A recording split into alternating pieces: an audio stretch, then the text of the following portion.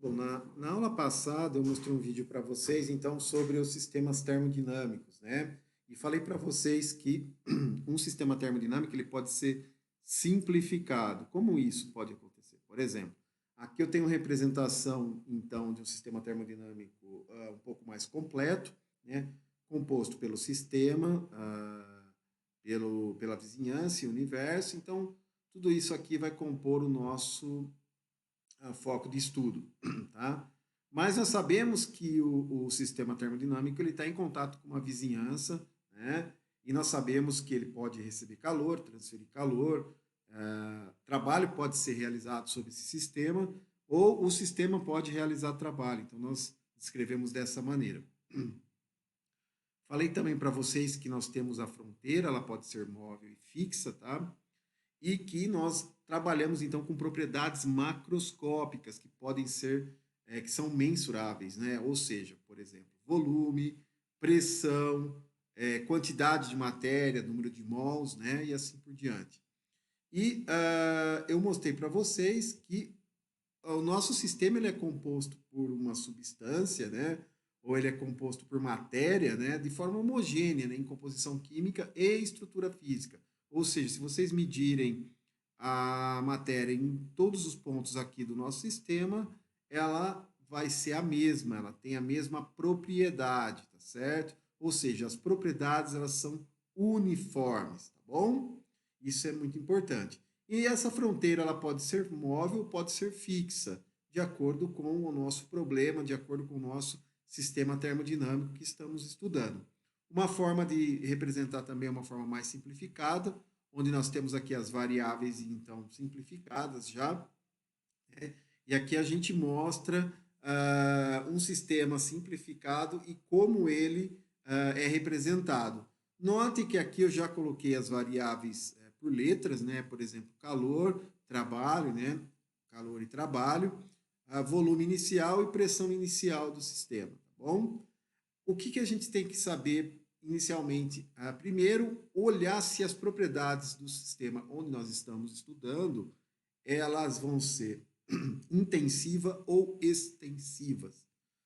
O que significa essas propriedades? Bom, propriedade intensiva é aquela cuja variável, pessoal, ela vai ser independente da massa. Então, intensiva vai ser independente da massa. Né? Eu vou dar um exemplo de como isso a gente pode fazer. E a propriedade extensiva vai ter o seu valor dependendo da massa do sistema. Né? Como que a gente pode dar um exemplo?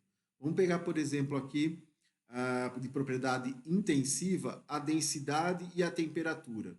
Existem outras variáveis intensivas, né? Mas vamos colocar aqui a densidade e a temperatura.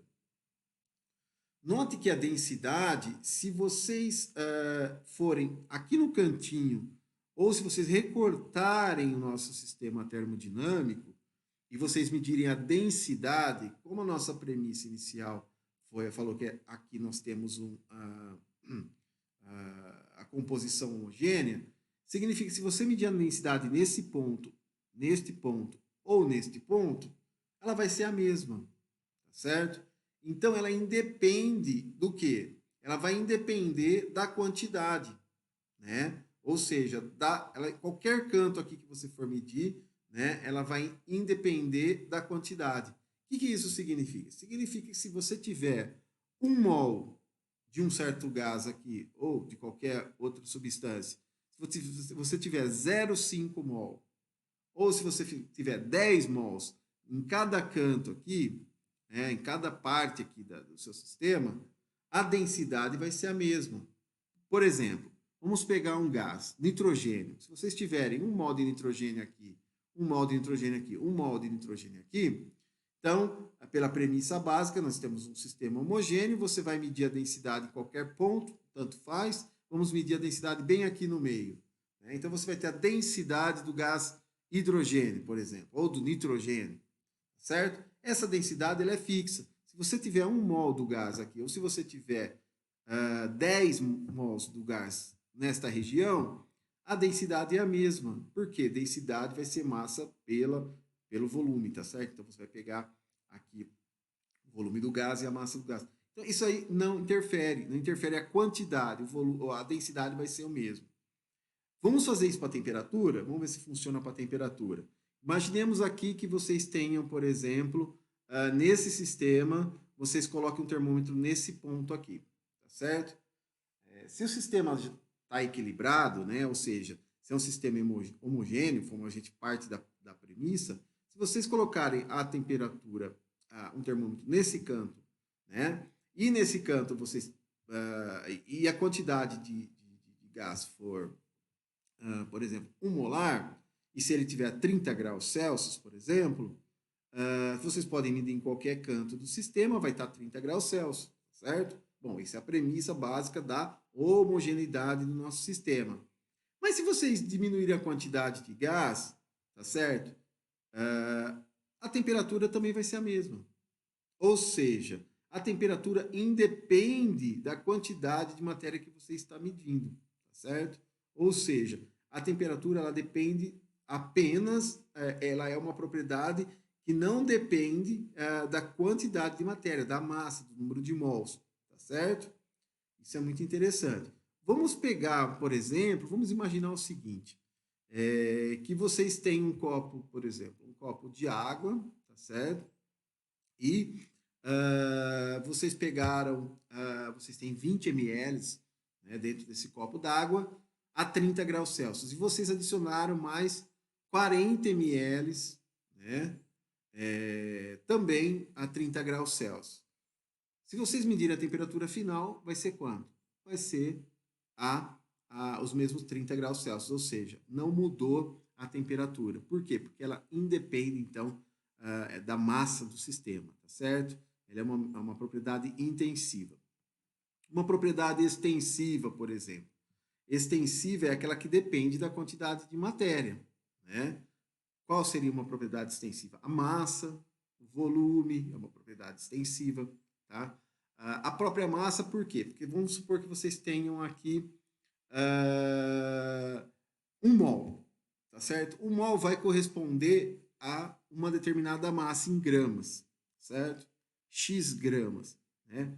Agora, se vocês tiverem 0,5 mol do mesmo composto aqui dentro, o que vai acontecer? Você diminuiu pela metade a quantidade de matéria, tá certo? Logo, a massa vai ser também reduzida pela metade, né? Porque o número de mols é proporcional, então, à massa do sistema. Logo, ela depende, então, da quantidade de matéria que você tem aqui dentro. Então, a massa depende. E o volume? Bom, a gente sabe que o volume é proporcional à quantidade de matéria que você tem, tá certo?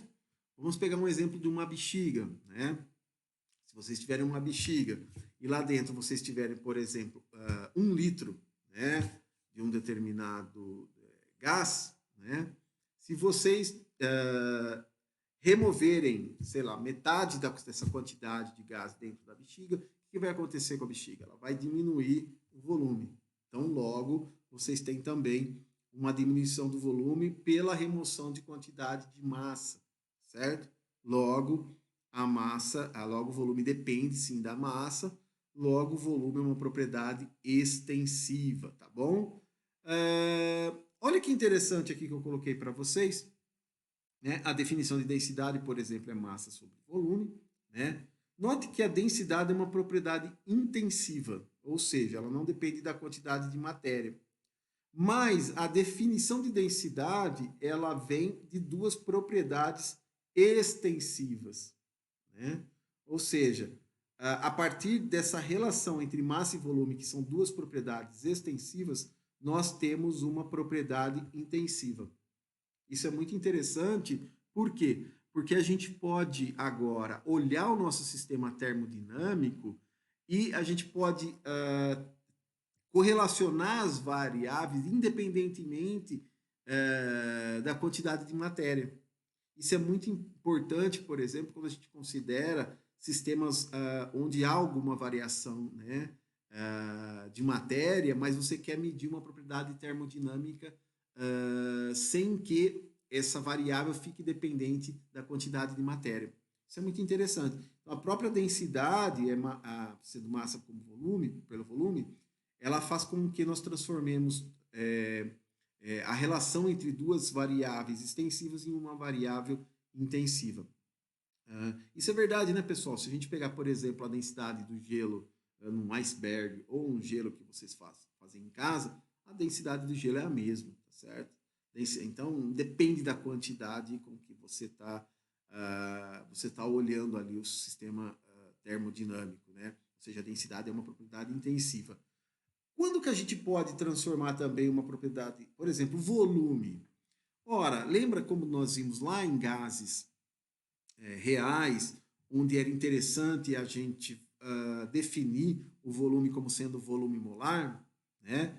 A gente definia o volume molar e a partir do volume molar nós fazíamos todas aquelas correções, né, nas leis, na lei do gás ideal, né? Então, o volume molar, o que é? O volume sobre o número de mols. Logo, o volume molar não é mais uma propriedade extensiva, não é propriedade de volume, né? É volume molar. Então, nós teríamos volume dividido pelo número de mols, logo, o volume molar se transforma, o volume se transforma numa propriedade intensiva. Por quê? Porque agora ela não varia mais com a quantidade de matéria, porque com a relação entre volume e número de mols, você vai ter o quê? Uma propriedade intensiva, tá bom?